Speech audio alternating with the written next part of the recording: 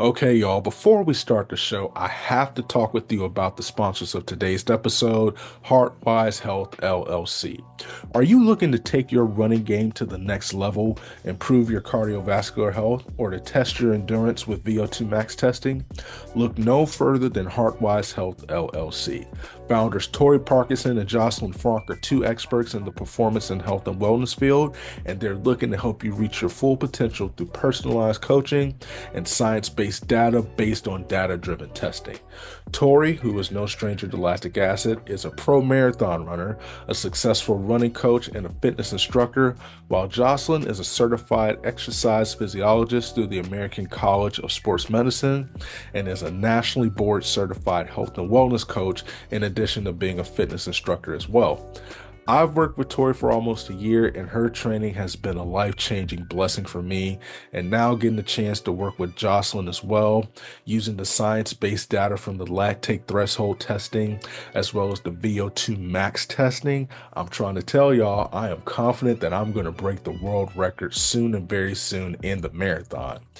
Be sure to visit their website, www.heartwisehealthllc.com, and their Instagram page, Heartwise Health LLC, for more information and to sign up. Trust me, you will not regret it. Now, on to today's episode. What's going on, ladies and gentlemen, saints and ain'ts, and welcome to Lactic Acid. I'm your host, Dominique Smith, and today I have arguably the world's strongest man, at least from Texas, especially when it comes to toting that shot put like a superhero. He is on this Tokyo team, balling, shot calling, and listen, he could probably throw further than you. He could probably throw you further than you on a daily basis. He is none other than the legend, brother Tripp Piperi. What's going on, big dog? How you feeling, man? I'm good, man. How are you? Hey, Hell of an listen, intro. listen, it's all facts, bro. All filler, no filler. That's how we roll on here, man. I think if y'all went back and saw, I did a Taylor Macetta and we collabed on USA Action on social media and all that stuff. We were hyped when we were reading results. We in that group chat. I was like, bro, Trip them beat Joe them, and everybody was like, yeah, man. And Yeah. you launch one into outer space, but I'm gonna get to that in a second. So I Yeah. start off with this question. So based on your accomplishments, you are going to Yeah. Tokyo, represent Team USA in the men's shot put with a great chance to bring home some more hardware. They're going to celebrate you basically Yeah. for the good things that you do. So three things going to be done for you. First thing that's going to be done for you. When athletes do something spectacular, they get put on a Wheaties box. But because you exceed all expectations, you get a chance to be featured on any cereal box that your heart desires. They're gonna Mm, put your face on it, and then obviously you get free boxes for as long as you live. Second thing that's gonna be done for you. So back in the day, there was a movie called Spy Kids, right? And yeah. so Yeah. Yeah.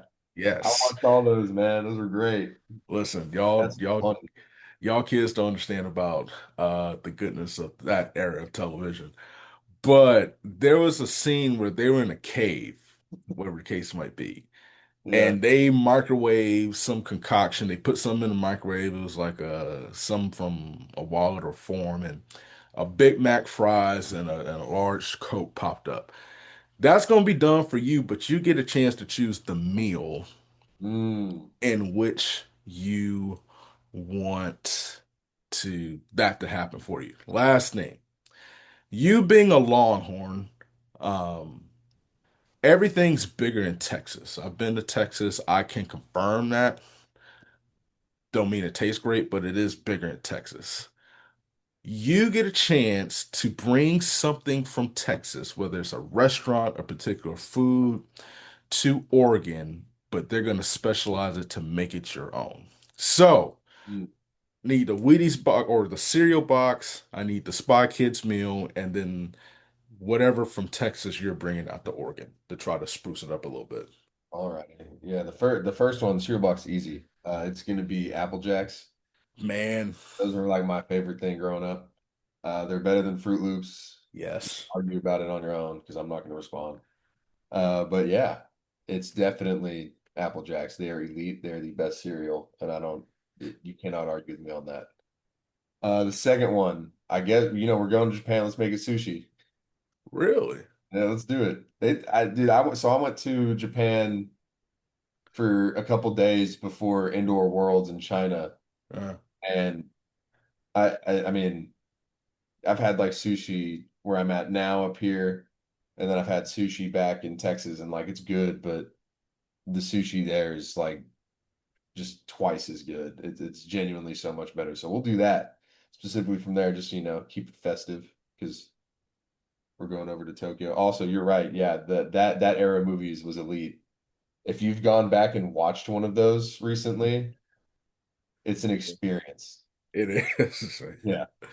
First of all, the movie's only like 70 minutes, so it's super quick. And then And like, then the quality is yeah, like, you're like, whoa, what's going on here? it is But crazy, those are bro. those movies were great, man. I love those things. Um, and then the last one, if there's a food that could be brought up from Texas to Oregon and make it my own, I'd have to go barbecue just because Mhm. there's no barbecue up here. Somebody's probably gonna get mad and be like, "Oh, you don't know this one obscure food truck," and I'm gonna be like, "Okay, well, I don't because it's one obscure food truck, and it's still not making Texas barbecue." So that's that's one of those things. I would probably do that. Just give me a good dry rib brisket, smoke that thing for like 18 hours, and we're good to go. Listen, I'm surprised they haven't kicked me out of Oregon as many times as I got a chance to go because I'm just always ragging on the food. I'm from the South. I I'm like, listen, I'll just I'll be real with you, and there are times where I agree, honestly, where the food's not great, but if you go into Portland, like the seafood there is elite. I've The heard that. seafood in Portland is elite. Like most of the restaurants in Portland are incredibly good. Like genuinely, they're some of the best food I've had. Like if you're going all out, like not just going on one food type of food or another, like it's probably one of the best cities for food in the US. Wow. And I mean that. And a lot of people are gonna be like, "Oh, that's not true. That's BS." I'm be like, "No, dude, you just got to show up. Go to Jake's Famous Crawfish, get the steelhead, you'll love it." Just Oh have man. Maybe I just need to not eat in Eugene when I go. Yeah, And Eugene can be rough, realistically.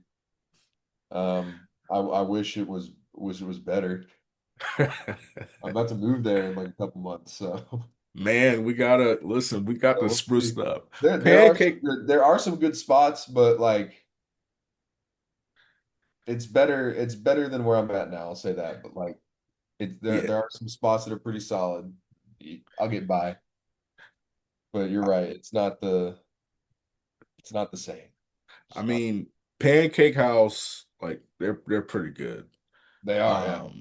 Um, they burnt my omelet, but it was still pretty good. Um, That says a lot though. If they burnt the omelet, it still tasted good. it did, man. I was like, I didn't want to eat it because I'm like, I don't know if this is an omelet or it's a two piece because they cooked it like chicken. And I was like, okay, all right, listen, I understand the vision now. I mean, they're pretty good. They got an ice cream spot by the stadium that's pretty good. Another one out by the Graduate that Solid as well handles. That one does well. They got, I Yeah. mean, if you're talking about that ice cream spot, the Italian restaurant and the pizza place right next to it are really good as well. Okay. Like genuinely, they're actually really solid places to eat. Okay. Wow. And then there's another place that I learned about recently called J Dumpling House. That place is great too. If you're looking to get some dumplings and dim sum. But Listen, don't tempt me with a good time. hey man, few and far between. There's not much else. At You least from you what I just found. I'm gonna move up there and you know, I'm gonna have to like stop talking because I'm just gonna be like, oh, there's actually good food here. But no, those places are actually solid. I like those places. you just gonna be cooking a lot. I cook a lot as it is, so Listen, that's the best food that you can make. I mean, that's ain't nothing wrong with that. Ain't nothing wrong with that. Also, what I have to go back to this. yeah. If you've never had Apple Jacks, then you need to go to whatever location. and you need to get a box because see, I was Apple Jacks and I added diabetes to my Rice Krispie treats cereal, Rice Krispie cereal, because I used to lace that thing with sugar. That's Uh great. and shout out to my mom who caught on early and probably saved my life. Yeah. Um, but man, Apple Jacks, it's hard. You just have to eat it. Like it's a better Yeah. tasting cereal. Like you can eat it dry and Fruit Loops. I got mad love for Fruit Loops. Apple Jacks is on another level. It clears it easy. Like Fruit Loops just aren't that good. They're good. I shouldn't say that, but like Apple Jacks are so much better. And like you're right you though. You do. got to go try that. If you're listening, and you haven't had those. Go get yourself on a cheat day and go eat a box of Apple Jacks. You'll feel terrible afterwards, depending on what you eat now. But Yeah, that's true. you And will. stuff. But there's like a like there's a difference. And I can't explain it, but there Yeah, is a noticeable difference between Apple Jacks and Fruit Loops. And you just have to go just eat the cereal dry first. Just get a handful and then eat it yeah, dry. And then if you want to treat yourself, pour some milk in there. yeah. Or if you want to be healthy, do what freaking Jim Harbaugh does and put water in the cereal I, when he runs out of that's milk. disgusting. That's not making it healthier. No, he's a little different. We don't That's support cool. I we didn't. don't support Michigan on this podcast, respectfully. I Yeah. mean, unless there's an athlete that comes on that's really good, then I I mean, to definitely make you swear. feel better, I just drafted Amika Ibuka in my rookie draft, so I got to at least Hey, support us doing stuff. well, I mean, technically, I don't know. Y'all got me nervous for game one, bro. Coming into the shoe, that Yeah, doggone y'all defense of lost. yours. Y'all lost a good amount of people. You guys still have Jeremiah Smith though, right? Am I Yeah, but correct? he had 3 yards. So, I mean, against, Yeah, but then Ibuka had like a ton of yards, and then yeah, so did Travion and Quinshon Judkins. They were running all over us. So yeah, that that was, being said, y'all lost a lot. We lost some good people, but we still got. I'm hoping that Arch is what he's supposed to be. I don't think he'll be that early, to be honest. I think he'll take time to develop like everybody does. And I think the public, especially the fan base of Texas, will get upset if he's not doing amazing at game one. And I'm just gonna have to sit there and think to myself, well, you know what? This dude is a kid and has not started yet. So I can't get don't. upset there. People who are saying like Arch Manning is better than like Tim Tebow and Cam Newton and Vince Young and Reggie Bush, I'm like, bro, no, he's not. He could be, but why are we Not just, yet. It's not yet. Like yeah, he I think hasn't played. Like he's good. Like got I the like Arch potential. Manning. Let me clarify. He's got the potential to be like elite. Like Yes. he could easily be one of the greatest QBs of all time in the NCAA level. And so, but he hasn't even started yet. And I think people are like overblowing it right now. That being said, like if you're looking at projections, I agree with the projections where he's going to probably end up being the one overall in the NFL draft when he declares and all that stuff. I 100% agree with that. I But don't right know. now, I think a lot of people see stuff like that and are going to expect, like his fans, like, oh, he's going to come out, he's going to put up 5 touchdowns and 450 yards against the Buckeyes. I'm like, that's not going to happen. And he could listen. It's going to be a really good game, and I bet you it's going to be a pretty defensive game as well. So I I see 27-24 like a game like that. Um, watch, he's going to go put up 5 and have 450 yards now just because that's the but way. I can see that too. Like it's just because it's such a new team, new coordinators. Yeah, I mean, yeah, Ohio State has a ton of talent this year. Like they're really good. I mean, and granted, I don't know. I always get a little defensive with people like Arch Manning because I really like Arch. I used to before I got into track, I used to cover college football and I covered yeah. Ohio State. And I used to hate the labels they put on these kids. I was like, let Arch Manning be the first Arch It's Manning, not the next X, Y, and Z. Let him gotten build his so own much legacy. worse lately, like especially in the last like 5 years with NIL and stuff. You expect everyone to be Oh my good gosh. immediately. And I'm like, that is not how that works. No, no, Like like these you kids still have to come in, develop. these kids have moved from home. They're not with their parents anymore. They're trying to survive school while also doing like 2, 3 a day practices, waking up at 4 in the morning, trying to get ready. Like it is not easy to be successful in college football. No. And so Like, let these kids live, bro. let them develop, let them get better, let them do their thing. They will be great. He's going to be great at some point, but I think out here expecting him to be the Heisman winner day one is just not. I don't think that's possible. But No. I do think he's got the potential to do that. I think he's, I'm not, I'm not, I went to Texas. I am not shitting on this kid. Like he's going to be No. great. Genuinely believe that. But I think there's a lot of fans that are gonna see day one he's not gonna perform at this elite level yet, and they're gonna get really mad. They're gonna start bad mouthing him, and it's just gonna make it even worse for him. And I just hope that does not happen. No. Just need to chill the heck out and then let that kid be great. But Yeah, you said something interesting. You said it's not easy being a college athlete. It's not easy being a dang shot putter. it's not easy doing Uh, anything. no, I listen, I threw the shot put and I coach. I prefer shot put way more than discus. I don't know. Yeah, that's I right. That's what's up. I did for many reasons. Listen, I choked in the discus. I'm not even going to front. I don't know. I caught many L's back in the day. Shot put, the throws don't get the respect that they deserve because they are hard. And it is a special amount of people who can do it. You can bench press 9 billion pounds, and you can only throw the shot put 41 feet. Like that's just if you don't have the right technique. Yeah, you gotta. It takes a lot to get that down. Yeah. And so for you, you did something amazing. First of all, you've had a good season. You've had a great season. And I love the way you've built momentum Thank you. headed into USA's because it was Yeah, perfect. Ed Murphy and then bam, pop out at USA's. yeah, So for people who saw it, it's like, dang, Tripp, like is Tripp was in the lead for most of that yeah. meet. But I feel like, and you can correct me if I'm wrong and speak on it, it shouldn't really be a surprise to people who followed not only your season, but your career. We've Yeah. seen you be on this trajectory. I mean, heck, you're the national champion um, from a couple years ago. So did it surprise you, or why didn't it surprise you that you accomplished what you accomplished out there at USA's?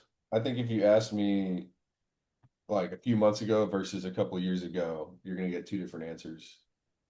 So like based off of like coming off of indoors and like knowing what me and Dave have been working on and all that stuff, I'm not surprised. That's just because I've trusted in what we do, training and like seeing the early successes and knowing kind of what I had to work on. I'm not really shocked that I'm able to throw as far as I am now. And I know that I can still throw farther. So that's one side of it. But like if you ask me like couple years ago, I'd be like, holy shit, just because I was stuck, like I wasn't, performing well, I wasn't improving at all, like my training wasn't really doing, there was just nothing being added in. There was nothing like coming out of it. And so I was genuinely stuck. Like this is the first year I've PR'd since what 2021. So or was it 2020? It was 2021. So this is the first year I've PR'd since that year. And like, I mean, I've now PR'd since I hit my first PR at the end of my first or technically my first trip to Europe, like 2196. I'm now at 2229. Like I've PR'd by half a meter. So it's one of those things like back then though, I was just trying to figure out what I needed to do with my life. Like I didn't know if I wanted to keep throwing. I was stagnant. The US shot put is a true gauntlet of hell. It's very fun if you're into it. But like everybody's very good. You got to really be on your A game all the time. To now, where I'm like, okay, I know what me and Dave are working on. I moved up here to get to this point. So like we have a plan. We change things up. We make sure everything we're doing has purpose, and like we plan it all out. And so now, yeah, I'm like, yeah, I expected it now because I've put in all that work. Me and Dave put in all the work and planning into it, and it's paying off in dividends now. So you're gonna get two different answers. Back then I'd be like, holy shit, I can't believe I'm doing all this right now. This is crazy. To now where it's like, yeah, this is the goal. This is the plan. This is what we were pushing for. So Yeah, it depends, you know. So if it comes to everybody else, like if you only watch me at Texas and like you're seeing it now, they're like, oh, well, that's cool. If you watched me last year, you'd be pretty shocked I'm throwing this far because last year was not great, but I just moved and had to make a lot of changes. So hindsight's 2020. It makes complete sense that I didn't throw very far last year. But yeah, it's one of those things, you know. It's like it's a lot to kind of analyze, honestly. But outside looking in, I can see both sides of it. Like I can see where people are like, "Oh wow, this is impressive," or like, "Oh, it's about time." Like we knew this was going to come. You know what I mean?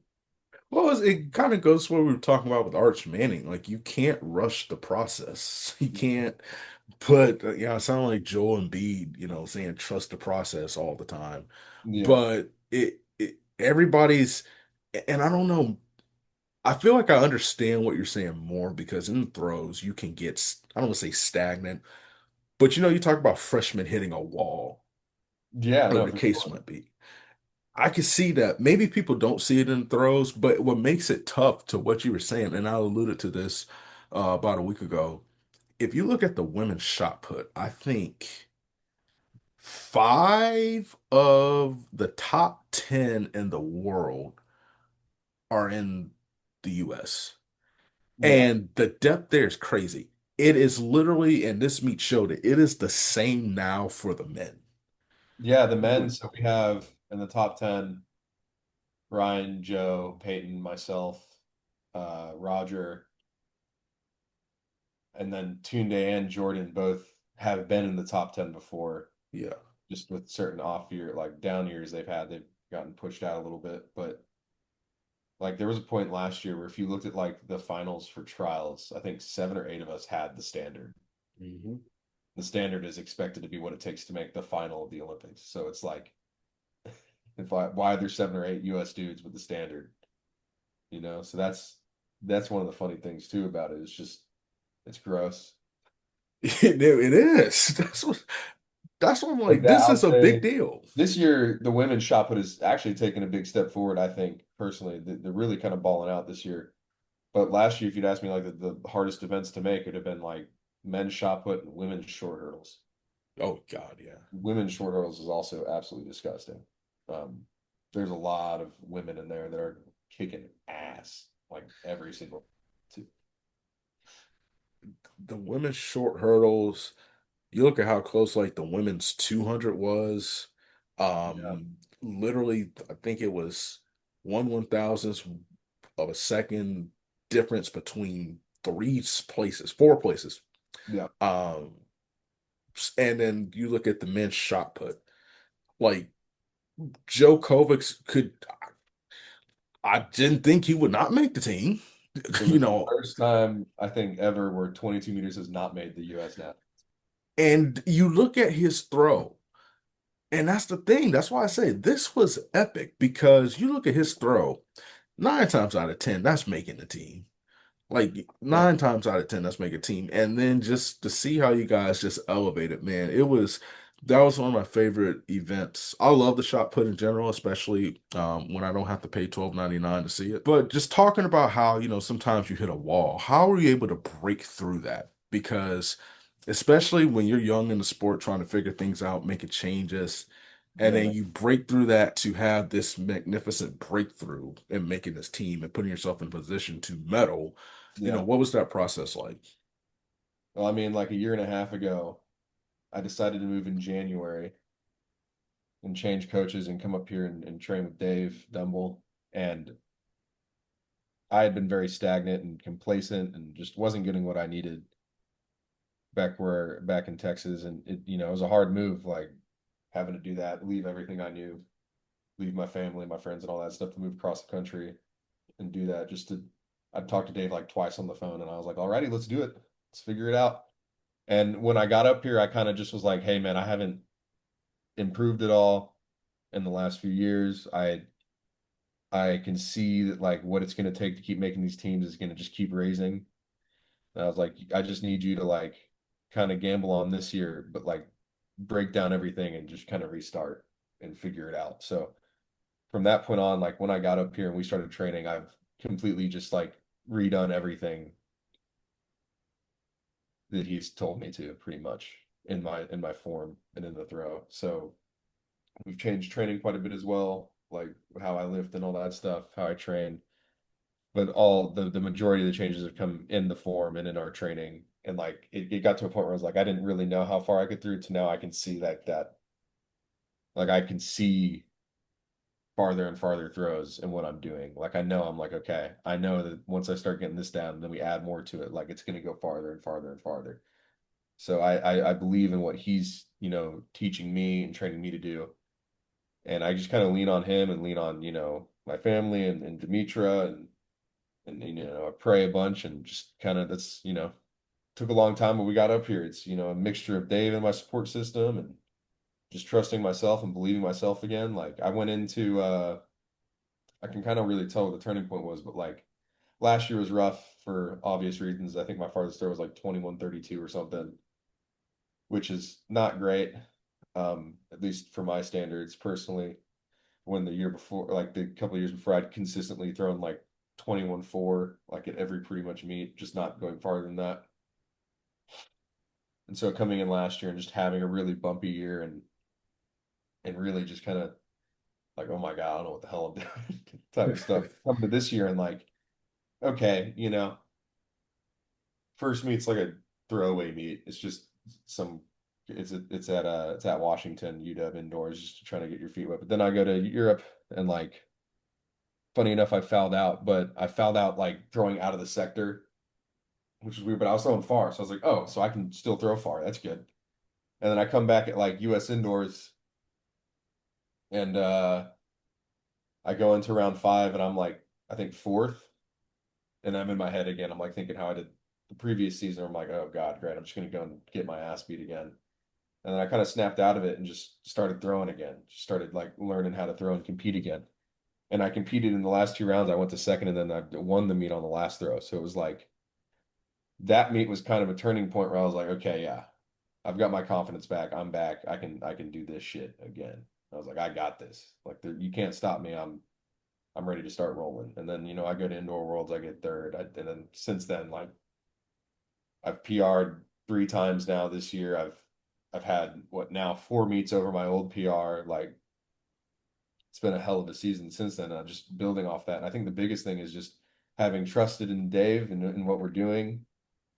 Been able to lean on Demetra and my family when I'm, mentally figuring it out. But like all that has come together now, and I've just got confidence again. Like I'm back to being confident in what I do instead of just being like, oh, I'm going to go to this meet and try to throw far. Like now it's like, no, I got this shit. I can do this. I can win if I have my best day. Like it doesn't, no one can stop me but me. So it's one of those things. Like my whole mentality has shifted in this last, 5 or 6 months to just get to where I am now. I got two more, and then we're gonna get to some off shot put stuff. Where does that mental toughness come from? Because to be in that situation at US indoors, you can either fold or you could rise, and you rose to the occasion and then some. Where Yeah, does that mental toughness, that fighter mentality come from? that's probably from my dad, realistically. Back in the day, when I, played football and all that stuff, he was always just instilling stuff like that. Like, you don't quit, never quit, all that stuff. And then, just pushing me to be the best and like just destroy everyone that's in my way. So he's probably worded a little bit more gracefully than that, I'd hope. Maybe not. It is my but like I would say that he's kind of instilled that. And then obviously my mom too, to an extent, like she's always pushing me too in her own way. And back then as well, like pushing me in her own way, not at all the same as my dad, which is kind of funny if you think about it. But they really kind of raised me in a way to where it's like I don't want to just give up on stuff and and not fight, you know. And Yeah. I didn't fight when I was a kid. Let me clarify that. That's not what I'm saying. I'm just saying like they they raised me to be very competitive and you like I mean shit, life's hard, but you got to work hard and get through it. So I would have to say it was them. That'd be my guess. And then, once you start seeing success, you start building that. Me, I build it mentally too. You see get throws in practice, you see get stuff in meets, you see the little things coming together. It's able to really build and get through. WSPS was also awesome this year. I'm gonna shout that out real quick while I can. I'm thinking about it. But yeah. What It's was kind of that? Go ahead, go ahead. no, I was just saying like that's just kind of where it came from, just having, my dad and my mom push me hard and when I was young and I was I've always just been competitive and just, having that confidence as I'm doing better, it builds and I just know that I can kind of take the situation and make it my own. What was that moment like when you realized, like, dang, I made the outdoor team with a possibility to win a world championship?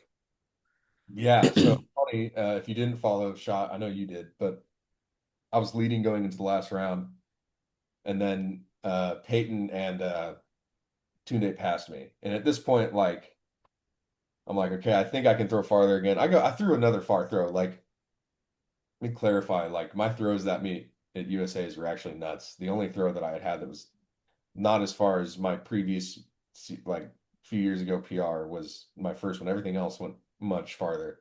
And I fouled one of my third throw that I think was even farther than what I threw the fourth round. But at that point, I was tired and I was like, I just got to try to go for it. And so I didn't throw farther, but I still threw a good throw. I threw it was like 2184, which is still a great throw.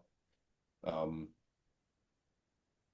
and then it's just Joe, and I'm like sitting there watching, and I'm in third at this point, so I'm the one on the chopping block, and I'm like, great, this is the one dude that could do it. This is like the guy that can come in here and just blow one out of the water and just send me home. And I'm watching the throw, and it doesn't go farther, and I'm like, whew, like because I was clenched, man. I was like, oh my God, this is stressful as shit. I went from the last 2 minutes to being like, oh my God, I'm about to win USA's to holy shit, I'm not going to make the team. So once that was just relief, it was one of those things like throughout the competition, I was so happy. It was a very, very large mental game. Yeah, really the weeks leading up to that, because I knew like I'm the person my way, you know what I mean? Like I Yeah. know what I've been able to do in practice. I know how I've been able to compete this year.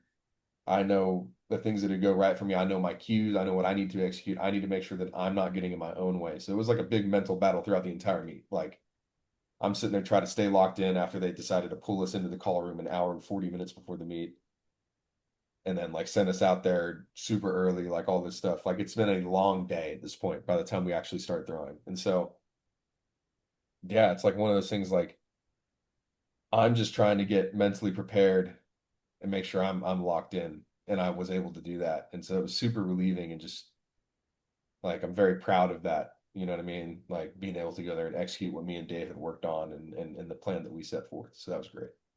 And you were hyped after that throw, man. That that meat leading throw at the time. Yeah, for And sure. yeah, Yeah, man, this is it's not even that I saw it. It's like I heard it all the way in here in Orlando. And I was like, yeah, buddy, like that's what's up, man. yeah, So, that shit was good. That oh was man. good, man. I was just like, oh, we did it. I was like, oh, probably should have celebrated a little less. Probably took a little too much energy out of me, but still, great, great Hey, time. listen, listen, you got the job done. It was the throw I that did what sent I you. needed to do. Yeah, Had to make it to Worlds. Got to do that. it was the throw that put you on the team. So like I'd be hyped too. I will say this. It's been interesting because there's something that I found out about you I thought was really interesting. When you are Yeah. not throwing, you are a semi-pro food reviewer. Um, I've got one I've had filmed. I got to post that. That's funny. You're funny for that. and stuff. So, and I appreciate that. As a big man myself, I trash everybody's food if it's not to my standard and everything. What's the food that's like knock your freaking socks off that you're like, man, like That this I've is what's had or up. like that I know like type of food or where I've had it and all that stuff. Either or, you tell me. Oh God. Well, when I went to Japan, I had some incredible food. They had this one place, I had some ramen, and it was like, oh, I put it in one of the reviews. It was incredible. I was shocked with how good that was. Same with like, I didn't put this on the review, but I went in with my agent when I first got in there. We went into this one like basement sushi place where it was just like conveyor belt and you just order and they ship it to you. And I was like, oh, this is like, they got some of these things like in the US, they're always okay. This was incredible. I was like, what the hell are we doing here? That was good. Number one food that is like there's like one thing that I've had that's like so shockingly good that you wouldn't think it's good, and it's this soup in Poland. It's Polish soup. It's called żurek, like a Z, Mm, and it is incredible. It's like a sour rye soup, and you do not expect it to be good. It doesn't sound Really? like it's going to be good. It doesn't even really look like it's going to be that good, but it is amazing. If you know Rudy Winkler, this is the one I have to post because I just haven't edited it together. This is from like months ago, so I'm probably about to put it up this week, and then people will be like, "When the hell were you in Poland?" And I'll be like, "This was from literally 3 months ago." Just say Throwback Thursday. Yeah, I should do that. That's exactly what I should do. But I mean, there's a point where I'm looking at him, he just goes, "I could eat a trough of this." And I was just like, "Yeah, dude, this stuff is different. It is so good." It's like one of those things like you just don't know until you have it. And if it, as long as it's like a solid one, you're like, "Holy shit, That's I could eat this crazy. every day as long as it's not hot as hell outside because it is a soup." So yeah, Bro, I don't care. I live in Florida. I eat pho during the summer. Like, that's crazy work. See, because I I, know you're sweating your ass off doing that. You out there sweating and eating the soup and sweating. bro, my internal temperature is like 290. Yeah, Like, me too. See, that's why in the summer I got to do all the, you're in Florida too. You got good fruit up there. Ooh, uh, but down there, not up there. Down there. I mean, it depends on where you are. Like, if you go in the country, like that's the best fruit and vegetables you'll have and stuff. But I mean, Far north. That's yeah, far. but I mean, my family's country, so like I understand the quality, like quality fruits, Yeah. vegetables, and meats and stuff.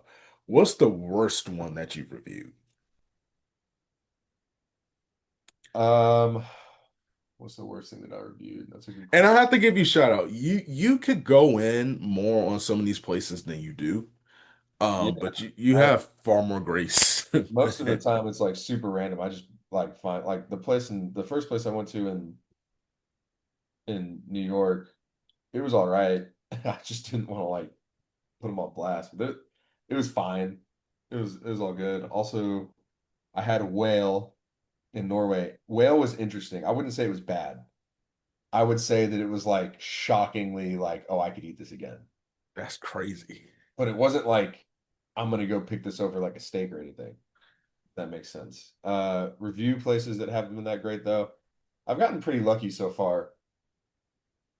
Like most of them haven't been really bad. Actually, with the one I'm about to post, that the worst one is probably we went to go get drunk. We also got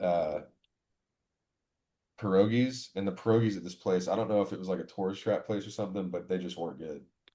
And it Really? took them like 2 hours to show up. And so like it Oh was no. funny. We had like pierogies on the train going into Gdansk because me and Rudy and then Rowan Hamilton, a Canadian hammer thrower, we were like, hey, we've got an extra day. We haven't been to Gdansk before. Might as well just like make a trip out of it and go up there and do that.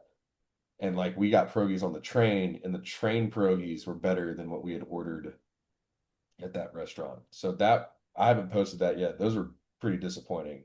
Like, and then we also had to wait like 2 hours for whatever reason. I don't know what happened, why it took him 2 hours to get our food out because we were like, we're the only people waiting here. But those were not good. They were not very good at all. You're in Texas. You're from Texas. So I have a question. So Yeah. I it's been a few years since I've been out to Texas.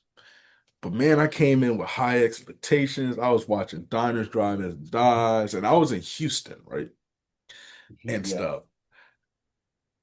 I don't, maybe it was Houston. That was some of the worst food. Like, for example, y'all don't do pork, but the best food I had when I was in Houston Yeah. was at the hotel I was sitting at. The chef hooked me up with a pulled pork sandwich and scratch meat fries.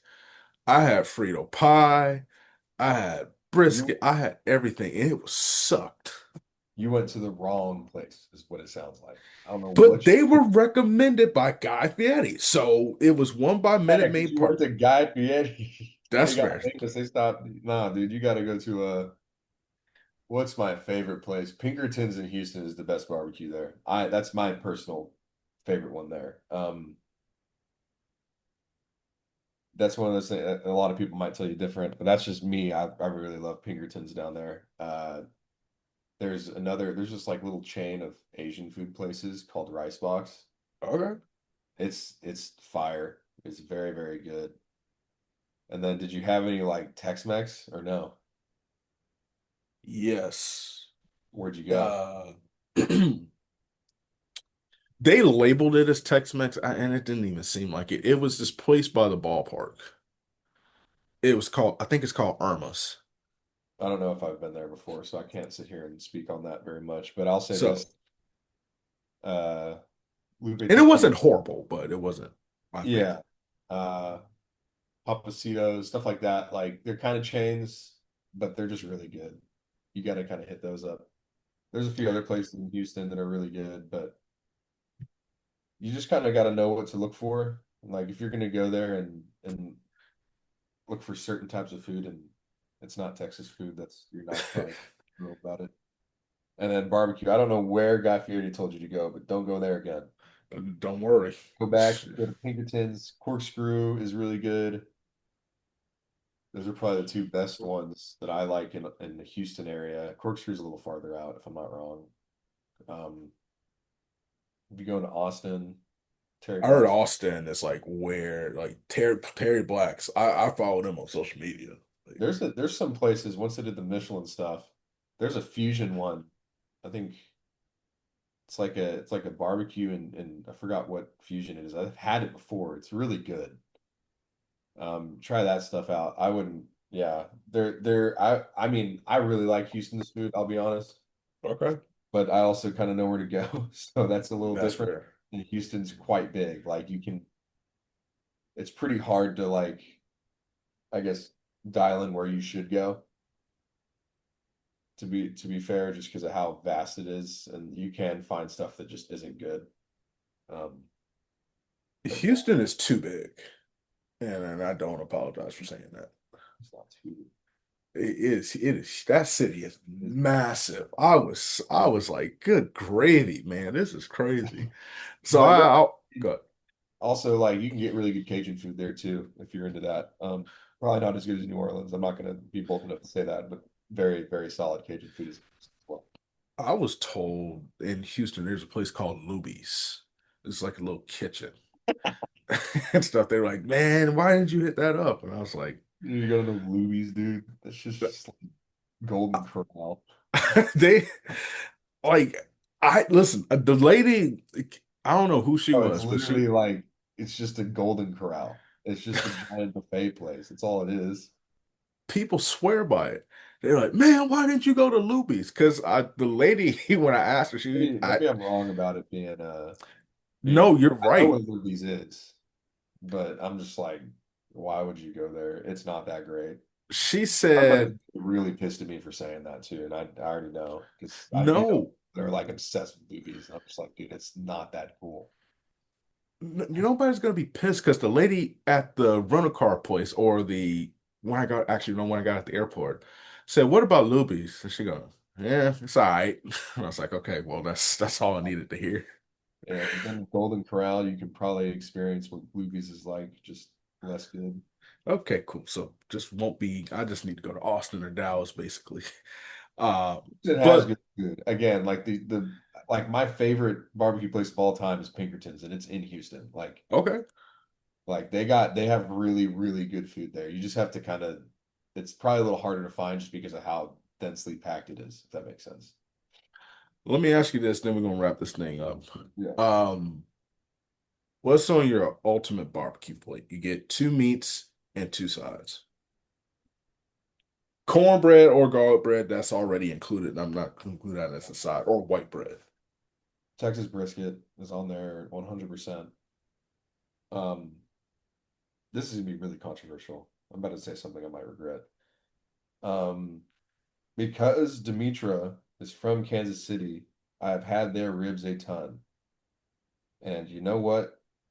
Texas doesn't really do pork ribs. They have them, but it's not really the same. Like if you go to Texas for barbecue, you're getting sausage and you're getting Brisket. the main thing is brisket, like dry rib brisket. So in Kansas City, the big thing is they do a lot of ribs there. And with those ribs, they're wet, so they're covered in sauce. It's really good. So I'd probably put that on there just because those ribs are fantastic. If I had to stick with strictly Texas, I'd go jalapeno cheddar sausage with the brisket, and then I'd go mac and cheese, and then it kind of depends where I'm at. There's some really good places with good mashed potatoes, some places with good green beans. And then I guess if that's not working out, I'll do the barbecue beans. That's not controversial. Listen, those St. Louis spare ribs kill They're good, Texas's dude. You do the Gates, it's ribs. good. Well, yeah, but Texas doesn't really focus on ribs. And if you do want Texas ribs, It's like a they're going beef to be rib. dry, and I think ribs need to be wet personally.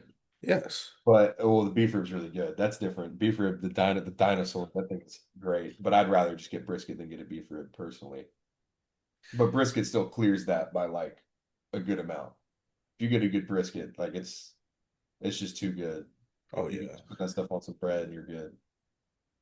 I have a controversial take that is I don't really care what people think. Macaroni and cheese and mashed potatoes are not barbecue items.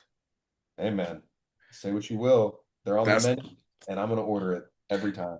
they could be. They could be on the menu, but they're a fusion. They are a I hybrid. will They're I will say I kind of agree on mashed potatoes because everywhere you go, typically it's like potato salad. yes.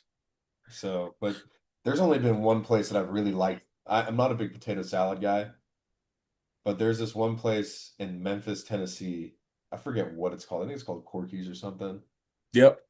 And Corky's. their potato salad is incredible. I don't know what they do to that stuff, but it's very good. Um, Corky's is OG barbecue, man. That yeah. is like And so like Kansas City will do other meats and stuff. Memphis only does ribs. Like that's all they do. And they're see, pretty I good. don't They're not bad ribs. They do mainly baby back. but their Memphis rub, I don't like the process because they cook it and then they put the seasoning on Yeah. after. So I mean It's not Memphis I do like the ribs. I'll say that. When I go to Memphis, I'm always excited to have some ribs there. I went there for Ed Murphy, and I think 2 days in a row I went and bought ribs, like a full rag, just 2 days in a row, hey, which was a bold move. But hey, man, that's nice. that's what I did, and I do not regret it. Yeah, if you want to take out the mac and cheese though, if you're on the camp of it not being a barbecue thing, which I don't agree with, it's not.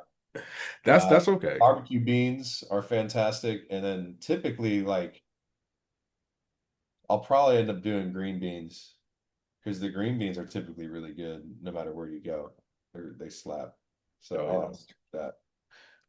I usually do green beans, coleslaw, or French fries. I don't like coleslaw. I don't know That's what. that's fair because coleslaw, I'm very picky on potato salad. Like if you invite me to your house, I need to do a background check before I eat like your potato salad. I'll eat Like, potato salad just straight up, but I'm never gonna really pay for it. yeah. Coleslaw, I don't eat. I've had coleslaw once that I've liked. And it's not like the whole thing with like the Corky's. I think it's Corky's again. I could be wrong. Like the No, potato. it's Oh, that's great. No, like this was just like, oh, I'll eat this and not be upset about it. I'm looking it up. I'm 9 billion% sure. Like Um, paprika all over it. I know that. Let me see. But while I look it up, let me ask you this last question, and then you could pop one or two questions at me. Yeah. What excites you about outdoors? Not, I'm sorry. What excites you about worlds? That's the question. What are you looking forward to the most, and what can we expect from you? Other than just getting to visit Japan again, because I did love Japan. Japan is great. Getting to compete on the world stage again, man. Like that was really fun back in 2022 when I was able to do that and was lucky enough to make that team. Now it's like, I've got a world indoor medal. I'm going there. I know my potential. I'm going to go there and try to win. So like that's not saying anything bad about the other competitors, but I know my capability and I'm going to go there and I'm going to execute and I'm going to make sure I get on that podium. I'm very excited to compete there. It's also the stadium since it was unveiled has been probably at least from pictures that I've seen is the coolest looking stadium that I've seen in a long time. I think it's a really beautiful stadium. So I'm really excited just to compete in it. Um, So yeah, a lot of cool things. I'm just super excited to go up there, compete at Worlds again, compete for Team USA, and then make sure I get on that podium. You have survived the interrogation process to wrap this thing up. What you got for me? What do I got for you? Yeah, What made you man. start doing the podcast, man? Lack of representation. Fair. Lack of representation and just I was covering college football at the time. Got accepted in this program called Magic Boost program. I know you're familiar with it. Yeah, yeah, yeah. Um, I was in that first class, and we were out at pre, and you just see kind of how the athletes were being talked to, the questions that were being asked, and Yeah. who was in the room, who wasn't in the room. And um, I remember I was headed back home and I didn't really have a platform to do certain things. And at the time, I had a show when I was covering Ohio State and working for the company who was covering them. And I remember the show was kind of the format that it is now because the kids were telling me, man, I talk to these reporters. I'll talk to 50 reporters. They ask me the same question, knowing I'll give them the same answer, but they just want their name on it. And they were just tired through the process. So created something that allowed them to express themselves and brought that format to Lactic Acid. And I remember being on the plane just praying about it. And literally between I think I was in Salt Lake City to Jacksonville. That's when the entire format of the show in that 4 hour span came together on the Yeah. plane and typed it up on the phone. And that's been about 3 years ago. Yeah, about There you three. go, man. November makes 3 years. Yeah. No, November will make 4 years. November will make 4 years since we've had it, and just been plugging along ever since, man. There you go, man. There you go. I'm assuming you went to Ohio State. No, I did not Didn't go actually. to Ohio State. It's funny. I grew up rooting for them. Okay. Uh, but when COVID, I was covering like high school running and Yeah. cross country and high school football, and they were looking for somebody, and I was like, let me just throw my hat in the ring. So you And worked there. yeah, Where'd you go to school? UCF. Oh, okay, cool. Nice. That's And fun. so a little different level of football. But it's crazy, Like, man, just seeing some of the kids from Texas. Like I covered Cedric Baxter when he was in high school yeah. and stuff. And I was like, God, please let this kid. And I remember talking to him. I was like, so where's Ohio State on your list? And he was like, I like them, but I don't like snow like that. I was like, okay, well, we're done. That's what And and that's like it's funny if you think about kids going to the northern schools for track, like it doesn't happen a lot. That's why a lot of the southern schools are just as good as they are, is because when you go up and the people don't want to deal with training in the cold, which I respect. I do not blame them for that. But that no, is why CJ Baxter, man, he's gonna kill it this year. He's just to stay healthy. yeah, I just need him to start doing well like week two on. It's like Week two on. So then what? How's RJ Harvey about to do this year then if he went to UCF? RJ Harvey's a good one, man. Yeah. Gosh, this conversation makes me feel old because I remember covering him in high school when he was a quarterback for Edgewater High School. Yeah. Um, if you're an RJ Harvey fan, you should buy stock in him immediately. I think he's gonna obviously it's gonna depend on, what Denver decides to do, that offensive line and everything. But I think Yeah. he and Bo Nix could be a good combination. He could catch out of the backfield, it's very elusive, Yeah. and he has some power, man. So still I'm like, is he somebody I need to put on my bench for fantasy purposes or whatever the case might be? I keep it real with you. I don't do the NFL the same now that fantasy football has come around. And my team sucks too, so that's just the Yeah, hard dude. part. You gotta So, get into it. I'm like addicted to fantasy football. It's bad. dude, join my league. I got an extra spot. Send me it. I'll do it. How much is the buy-in? It's free. This is a free Even league. even better. So I can go there, I can fuck around. Sorry. Yes. So that's Um, this. yeah, no, I'm in three dynasty leagues now. It's like we just did our rookie drafts. Uh, I'm like super high on Igbuka, so I'm trying to get him and stuff. bro, He's listen. gonna be the truth, man. Like I love we're on a track podcast. I'm over here talking about the most popular sport in America. Whoops. Um, it's But only because I swear, like I wasn't into it that much. I'm a huge Texans fan just because I grew up in Houston, so that's on its own side there. But fantasy has gotten me so sucked into just sucked into knowing all these players, man. And then funny enough, like I was thinking, I know that they do like track fantasy. I'm not gonna play track fantasy just because I'm competing. I don't want to do that. Like that's No, how I am with football and all that, like with like fantasy football. I don't want to be that way with track. But like when I'm done, if we can find like a process to really do track and field fantasy in a really good way, dude, I would be locked into that. bro. Oh my God. Imagine like that would be crazy.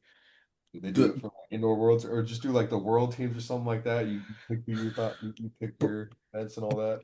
bro, USA's, you would have ruined everybody's parlay if they didn't pick you. Probably did because I know people were betting on it. Yeah, Probably did mess up their parlay. I'm happy about it too. that's the great thing Yeah, about it, they're not following for real. bro. Think about how like the the men's shot put. Okay, so the women's shot put, you got Chase. That's all right. That's cool. Yeah, But think how crazy the men's shot put would have been. The women's short hurdles. men's 800 would The have been men's. Oh gosh, bro. Lil Cooper. Look like what? that Um, kid nuts. That was we were walking out as that race was finishing, so I'm like, it's just going nuts. The he whole stadium, I was like, holy crap, this dude's about to beat all the pros. He's 16 years old. That's probably like the moment of the meet for me, regardless of me making the team and doing what I did and all that stuff. Like that was incredible. Props to that kid. Genuinely, that was awesome. I think I called him on like the recap episode. I kept calling him a little boy because I'm like, he's 16. He needs like a hall pass just to go to Worlds and everything. Yeah, he And that does. He just is literally crazy. does. He literally has to get like parental permission, all that stuff. It's crazy. Yes. And whoever wrote that article, stop comparing that boy to LeBron James and all these other figures. Like, let that man just That's pass really his SATs and yeah. everything. But man, he It's gonna mess. such a different situation too. Like it's not a team sport. No. Stop And trying to compare this to team sports, please. It's not the no. same. We're gonna do it next year. We're gonna do a lactic acid. I'm gonna send you the link for this year. We're gonna do a lactic acid fantasy fest and Yeah. everything and stuff. Beautiful. But Beautiful. Trip, Fantasy too good. I appreciate you, my brother. Like I Thank said, you again. Thanks y'all, for having me on. yeah, man, y'all could catch Trip doing big things in the shot put on the world stage when he come home with that medal. You heard it here first. Love, peace, and chicken grease. We'll catch you next time. Thank you, man. Thank you.